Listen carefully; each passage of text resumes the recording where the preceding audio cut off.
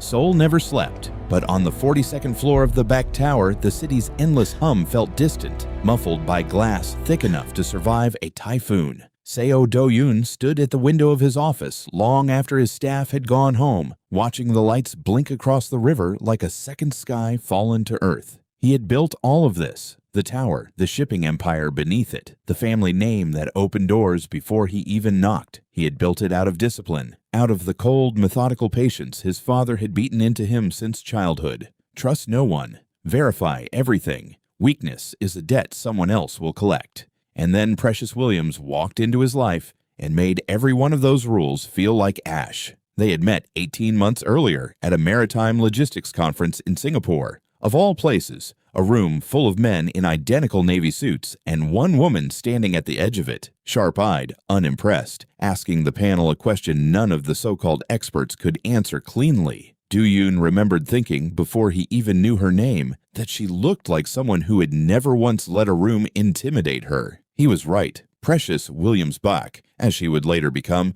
was the kind of woman who had clawed her way out of a modest upbringing in Houston into an MBA, then into a supply chain consultancy that quietly outperformed firms triple its size. She didn't need his money. She barely tolerated his world. And that, more than anything, was what undid him. Their courtship was fast by any normal standard and glacial by the standards of the Bach family, who did not so much as blink at a 6-month engagement, but choked audibly at the idea of their only son marrying a Black American woman with no Chable lineage, no useful family alliance, nothing to offer except herself. Do-yoon's father, Baek Ju-won, had said as much at a dinner that ended with Do-yoon standing up from the table without finishing his meal for the first time in his adult life. "You will regret tying this family's name to a stranger," his father had said, voice flat, the words landing like a verdict rather than a warning. "She's not a stranger," Do-yoon had replied. "She's the only person who's ever spoken to me like I was a person instead of an asset."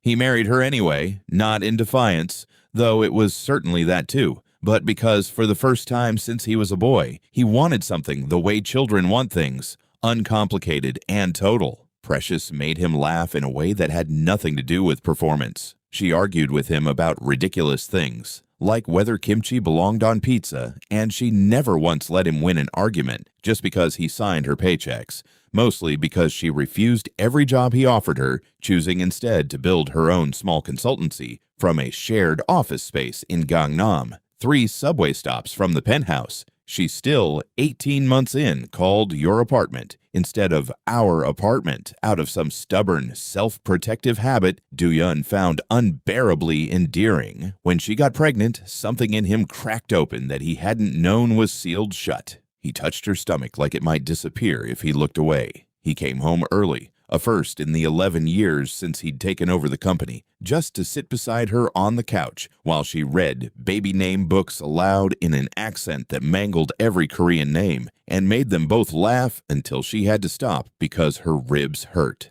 "Seo-yeon," she tried, for the 9th time that week. "Did I say it right?" "Not remotely," he said, smiling against her hair. "I'll get there. You have 7 months. Plenty of time." He believed in those months that he had built something his father never had, a marriage without conditions, a family without leverage. He believed it the way men believe things right before the ground opens beneath them. The first photograph arrived on a Tuesday, tucked into an unmarked envelope left with his executive assistant, Han Ji-eun, who handed it to him without comment, her face carefully blank in the way of someone who has learned not to have opinions about things above her pay grade. Do-yoon opened it standing at his desk, expecting another shipping contract dispute, another minor headache from the Busan office. Instead, he found 4 photographs of his wife, arm in arm with a man he didn't recognize, standing outside a hotel in what looked like Incheon, her head tilted toward him in a posture that could have meant anything. Familiarity, comfort, intimacy, depending entirely on who was looking and what they wanted to see. He told himself, at first, that it meant nothing. Precious had colleagues, clients, old friends visiting from the States. He almost called her right then to ask, laughing at himself for even needing to. He didn't call. Instead, 3 days later, a second envelope arrived, bank records this time, an account. Precious had not gone far in the end. not because she wanted to stay close to Seoul, but because 7.5 months pregnant left her with very few good options for a sudden transcontinental relocation, and her sister Adaze, who had married a diplomat stationed in Tokyo, was the only family within a bearable flight radius. She landed in Tokyo with one suitcase, a phone she'd already decided to stop answering, and a grief so total it felt less like an emotion and more like a change in gravity, something that altered the weight of every ordinary motion, lifting a cup, climbing a stair, lying down to sleep in a guest room that wasn't hers, in a city where she knew no one. She did not cry, not at first.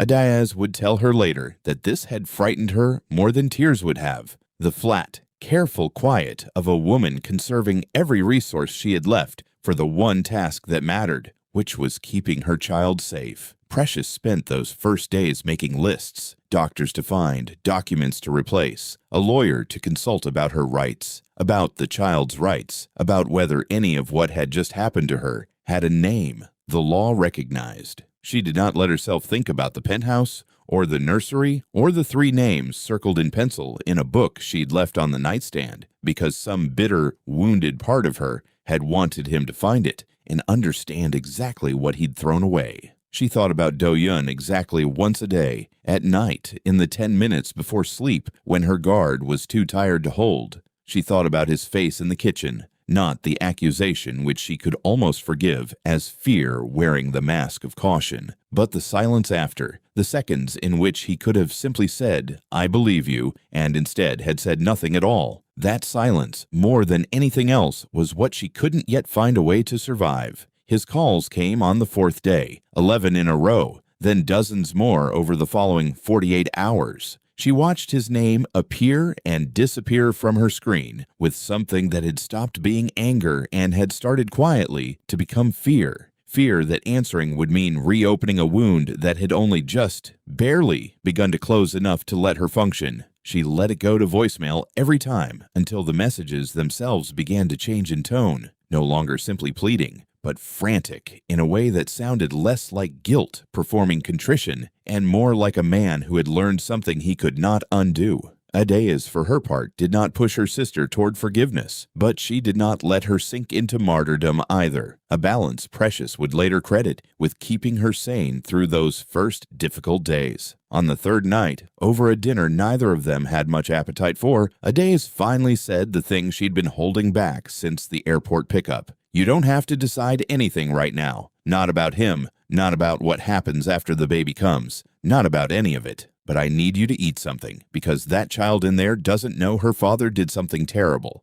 She just knows her mother needs to keep her alive, and that's the only job you have right now. Everything else can wait." "I don't even know what I'd say to him," Precious admitted, pushing rice around her plate.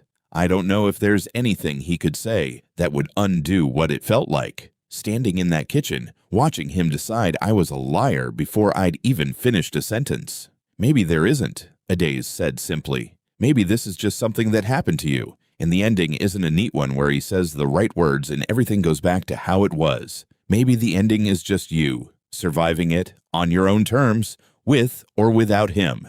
You get to decide what you need, nobody else." It was a small mercy, hearing that from someone who loved her without any stake in whether the marriage survived, and Precious found herself, over the following days, returning to her sister's words more than to anything Do-Yun's increasingly frantic voicemails had to offer. She was not, she realized slowly, obligated to make this easy for him. She was not obligated to answer at all. Whatever came next would come on her schedule, dictated by her own healing rather than his urgency. And there was a strange, unfamiliar power in that realization, the first thing that had felt like her own choice since the folder had landed on the kitchen counter. The message that finally broke her resolve arrived on the 5th day, time-stamped 3 a.m. Seoul time, his voice hoarse in a way she'd never once heard in 18 months of marriage.